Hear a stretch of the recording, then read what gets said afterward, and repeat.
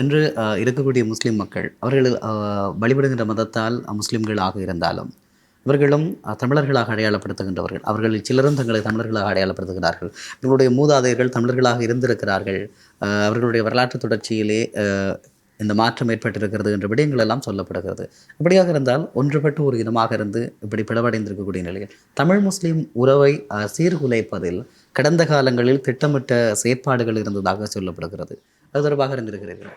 இது குறிப்பாக சொல்ல போனால் நீங்கள் சொன்னது போல் கடந்த காலங்களில் தமிழ் முஸ்லீம் உறவு மிக ஒரு நெருக்கமான விடயமாக இருந்தது.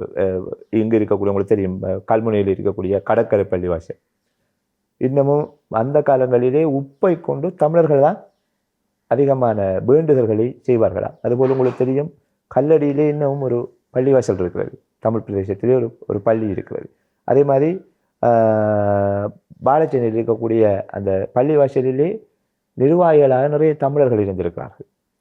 ஆரம்பகால போராட்டத்தில் கூட போராட்ட காலங்களிலே பல இஸ்லாமிய சகோதரர்கள் இருந்திருக்கிறார்கள்.